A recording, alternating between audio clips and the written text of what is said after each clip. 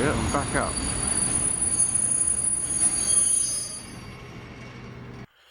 Hello and welcome to my video on how to remove the body of a Hattons own brand Class 66, which a lot of people have trouble with apparently because of these wires, or whatever they are, very strong plastic. I think they might be wire steps, rails, handrails each end on both sides.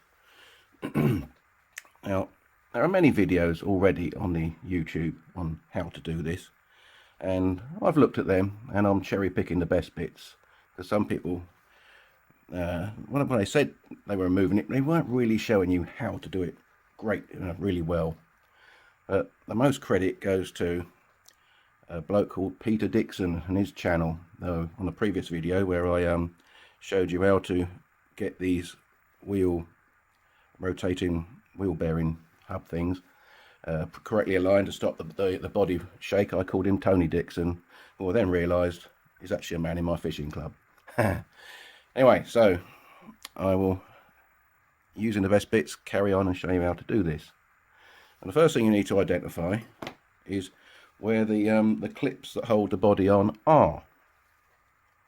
Now, there's only 4 of them, and they're identified by little thin rectangular slots. And in the light, of which I've got 3 here, but still not easy, you'll see a little rectangle. Basically, each end of these big lumpy bits at the bottom, that's a fuel tank, no idea what they are. And one's there, you can see it, a rectangular slot there. The other ones, can you see it? There, that's easy to see. And corresponding ones directly opposite on the other side, there and there. So what you have to do is you have to loosen these, where are we, get it in the middle, loosen these handrail things. Now they're covered in white paint. There's a lot to do about people, oh, you'll be careful, you'll flick the paint off. You will, don't worry about it, it's only matte white paint. It's more important to get the rest of the body off without damaging things. Don't worry about those little bits of white paint. You can touch them up afterwards, and hopefully you don't want to keep taking these bodies off. But I've learned how to do it, so I'm just going to repeat it here. So you've got to pull them out of the little slots. That's it. Boom, like that. All round, obviously. Just click them out. You don't need to hold them back, I don't think. Put them on the other side, do the other one. Just turn it around this way, it's easier, isn't it? You see it? Yeah. Click them out. They're in a little hole in the metal chassis. Well, sometimes some are, some aren't, because after they've been bent a few times, they don't always go back properly. So just ping them out. Right. Now it needs to go in a cradle. Let's put the loco out the way a sec. I've introduced this cradle before, and this is from Tory Laser. Well, these foam bits are quite common, but his is, I think, better than some other blue ones, with a nice lead in here and here, radiused. But the best bit is it's got this wooden base. So you can see the Tory Laser bit. I'll add it to the description later, you can read that, which is laser cut, hence the Tory Laser bit. And this just clips in there, and it stops it falling over, which is, so it's pretty stable. And this loco is very heavy and so easy, if you didn't have one of these wooden things, to roll over and maybe fall out completely. So I put the loco in the cradle. Class 66 is fitting these things very well. There's not a lot of side detail, hopefully, to break off doing that, like there is in steam locos. And just plonk it in. There you go, easy as that. Now, it's a bit tricky for me to see here because I've got camera tripods and all sorts of things in the way. Now, in these clips, you can put a little small screwdriver down those, not those little watchmaker things that are only about a millimetre and a half wide, or as I use this, we want to apply a sideways action to clip the body out, which are held in with little V clips, which are part of the body shell. So I put that in there, and I'll just do it here, that little click. I don't know where you can see. We can zoom down there or not. I don't know if you can see anything down there. Probably can't. Too dark. You do that quite easily. You hear it go click like that. Hear that? This side, just twisting it. It doesn't want to go click. Click, hopefully. Now, I didn't. Well, I might have to. You know, the people say use a card and stuff it all down the sides, and no, I don't think you need to. Now, one great bit that Peter Dixon, I hope I've got his name right this time, is the only place you can pull at this stage without pulling bits of plastic detail off, is the only bits that are metal and attached to the chassis, so you can pull against the body, are these, he's called them sandboxes. They're on the ends, sort of triangularish, square triangularish things. You see it in the light? There you go, that thing there, end of my thumbnail. Each end, which you can grab hold of like that. Each end. Now that's what I've got to do. So I click them and carefully, so my arm will get in the way. You can hold the foam, I suppose, to grip the body like this rather than, and it should just, hopefully it'll come up a little bit. Hang on, that's moving. Now go the other end, bit by bit, stay end by end. Oh, it actually just came right out almost then.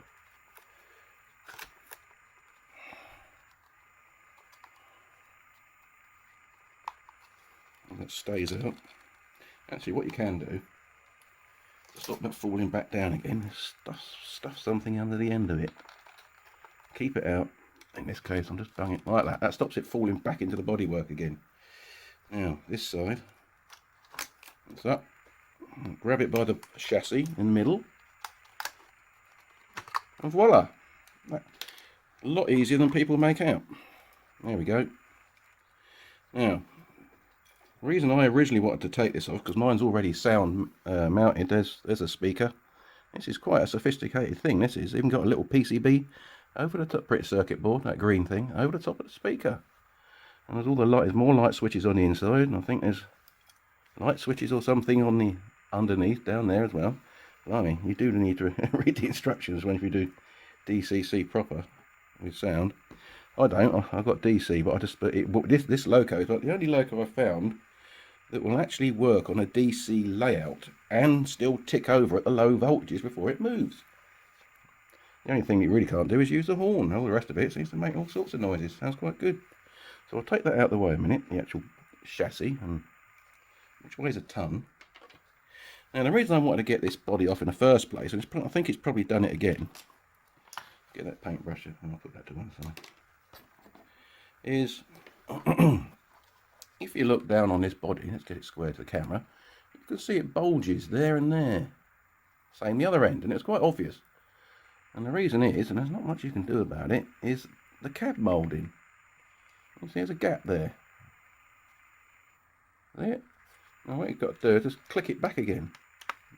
Click. Trouble is, when you put the body back in, it pushes it out of position again. And that brings it in more. It's still not perfect. There's a slight bulge there that you can see, but it's not too bad. But as soon as you put the chassis back in, it seems to go out again. Otherwise, you could glue it in, but I wouldn't want to in case you want to add a driver or something. Or this end's the same. This end's worse, I think. So there, that click, it's back in again. But the act of putting the body in pulls the body apart, and that pulls it out. There's no way once you've got the body in. I mean the chassis in, sorry, this is the body, of getting down the side and pushing that. It's quite easy to push back if you had access to it, but you haven't once that chassis is in there. At least I don't think you have. Right, I'll take note of this actually in case it's possible. So right in front of the steps, I don't know if you can get down there and just get you something like this, or a very little flat, maybe even a jeweler's screwdriver, but they're chunky in that flat blade. Where is it? There's a flat blade, so that fits down there nice, just perfect, straight in there. And you could probably pull it, back either side of the steps, and that seems to be different this end. Now this body is polarized, obviously, and you can't tell initially, but you've got to look at if you look at these lugs. Let's get the light right. This end, you've got like three little triangular luggy things. So I get the right light. There you are. Those things. Now this end, in this case the yellow end, shall we say, I've no idea which is number 1 end and number 2 end, or A and B, whatever they call it on diesels. No one's ever taught me that. Is longer or wider apart than this end.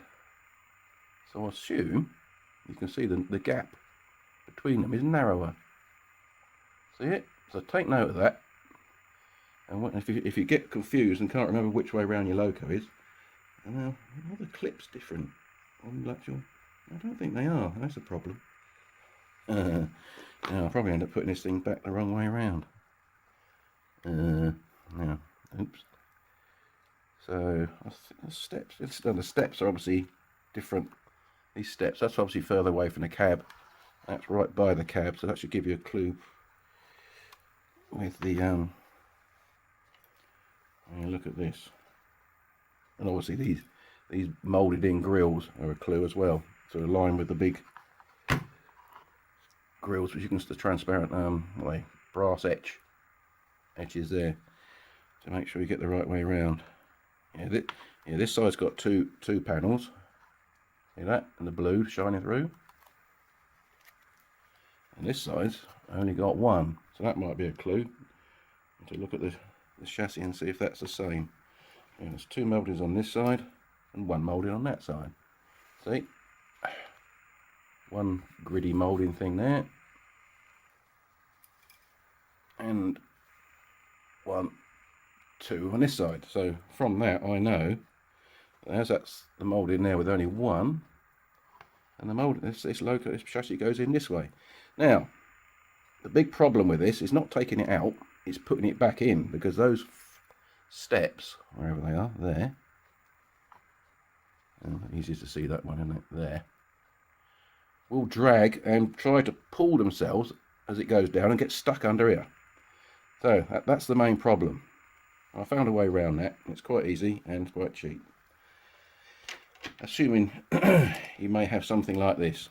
Now, this is your Tamiya masking tape, and because those steps are about 10mm pitch from one side to the other, you need something wider than 10mm, or 3/8 of an inch.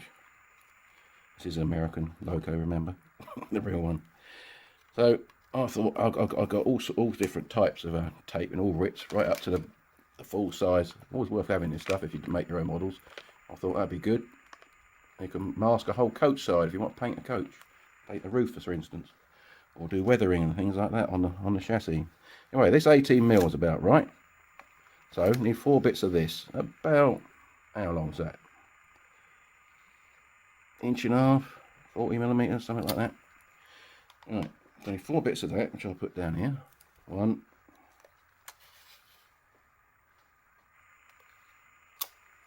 Yeah, a bit on the, preferably a bit longer than too short. 3, 4. Out of the way. Now, what you got to do, and this is where the cradle is important as well, is to actually get the tape onto the inner body, on the inner body surface.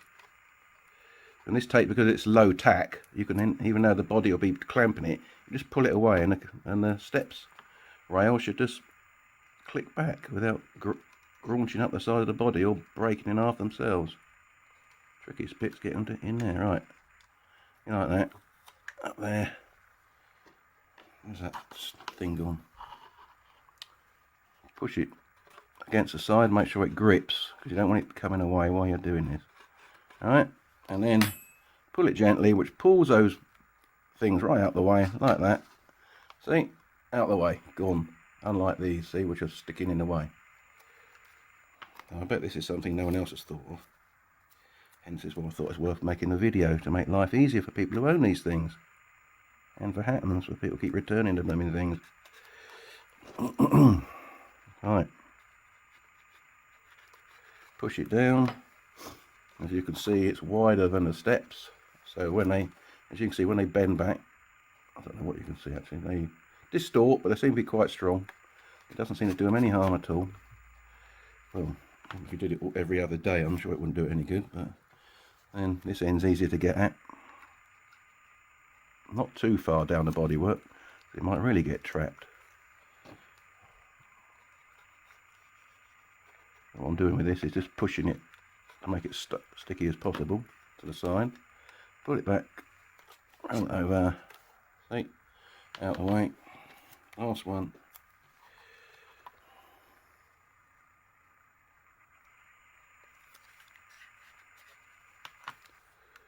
Be careful of that little thing there, whatever that little pipe, these little curly pipes, be careful of that there. So I'll have to manoeuvre around that one like that, pull it back. There we go. There we go, it's all out the way now. Both ends, see, get the light right. So, now the body should just slip straight back in again without any trouble. Right, so, one grill that side, one grill this side, therefore it goes like that. Make sure these wires here don't get caught down the sides, you don't want that, that'll be a problem. It should hopefully just go straight back in, he said. Because the next problem with these things, you've got to push them carefully out of the way like that. Oop, in the wrong place totally there, aren't I? It's got to be about there.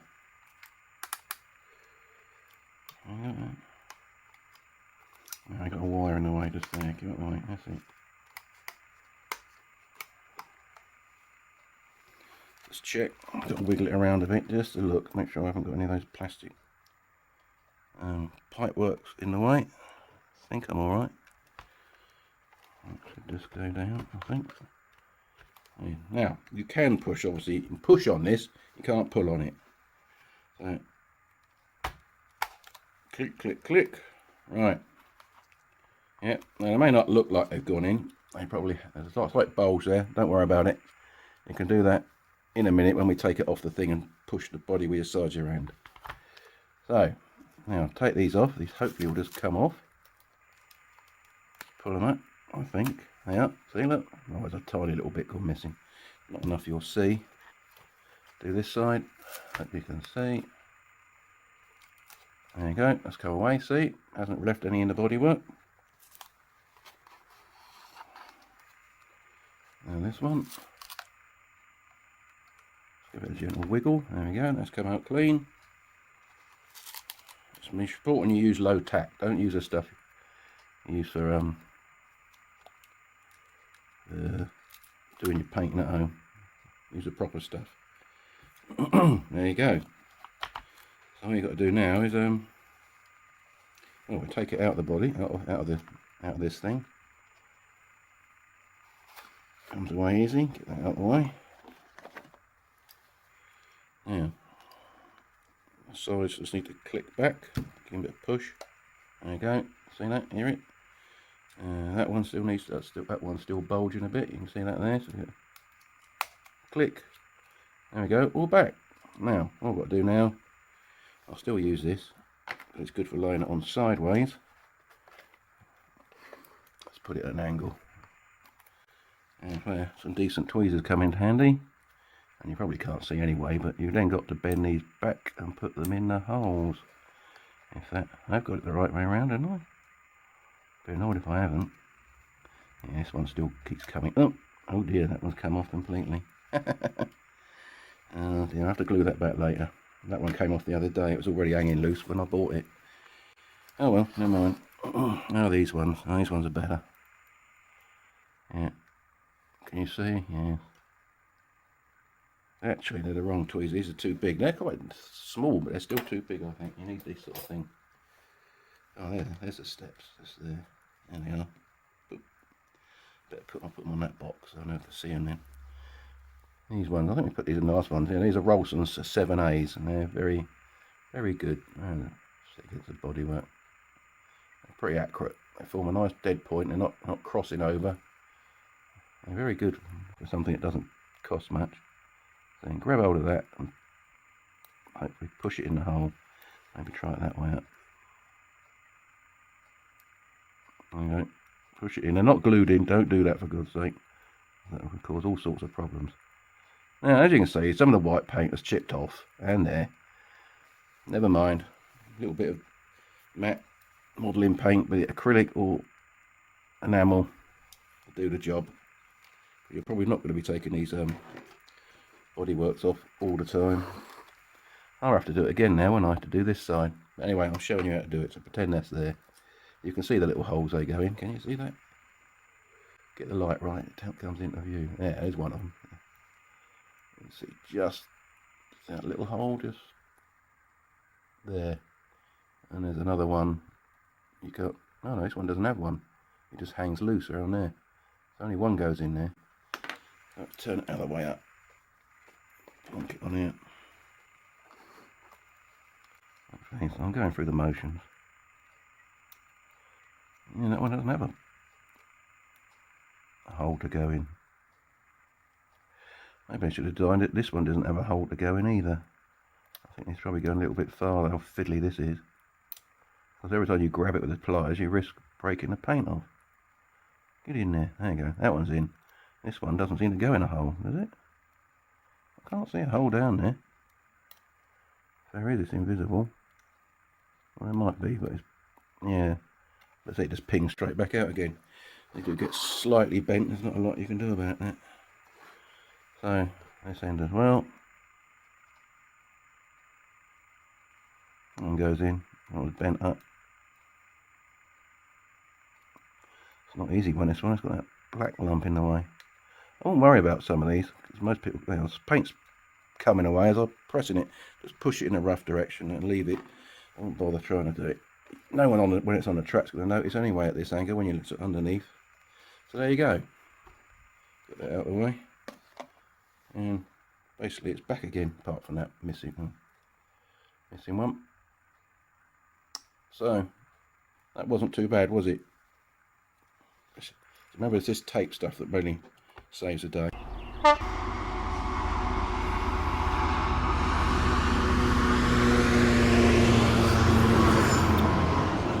just noticed something again. You know, I mentioned the cab. It's stuck out. You can't see it now because I've actually put it right. I'll show you how I did it. Remember, I said the cab stuck out there and there by near the steps at each end. And once you put the chassis in, there was no way to get at it to push it back in position. Well, at a closer glance in better daylight, there is. And again, using this tool like dentist tool or any probey type skinny thing, I suppose. In the bogey here is a great big slot or orifice, what do you call it, gap. You can put it straight down like that. Hear that? That's the back of the cab. Just give it a push, you know, that direction, and click, it went back in. I thought, oh, excellent. And the same this end. Well, this end seems to have a gap in both ends. Oh. Yeah, just make sure, put it in, give it a push. Also of note, which some other YouTubers' video pointed out, is, if you remember, the access to the lugs on the body shell, that where it clicks in, either here, oh, there you go, that one and that one, you know, clicked in, and click it back. Well, the other YouTuber seemed to miss those two, and he concentrated on this slot here. Alright, can you see it? Very similar slot. Just there, got me thinking it there now. See it? It's not so easy to see. A light on it, no, I can't get the light on it. There's one there as well. And behind the steps. And he tried to lever it up using that, but there's no body moulding clip, so that is a red herring, that slot. Maybe they were thinking of having a clip there and there, but found that clip you had to push it out so far close to the cab that the windows popped out. So they've left the moulding in the chassis, the metal chassis mould, but omitted it from the bodywork, relying purely on these four here near the fuel tanks. Just a point to bear in mind, so don't waste your time trying to lever that point out there and then using those card things, they were, because they weren't staying out and doing all that. Don't need to do that. It's purely there, and equivalent this side. They're the only ones, as I showed you, with those triangular triple lugs on the body. So, okay. I hope you found that useful. And, well, actually to put the body back, I mean the cab, click it back in place. The more you look, the more you find when you look closely, which you can't always do on the video itself.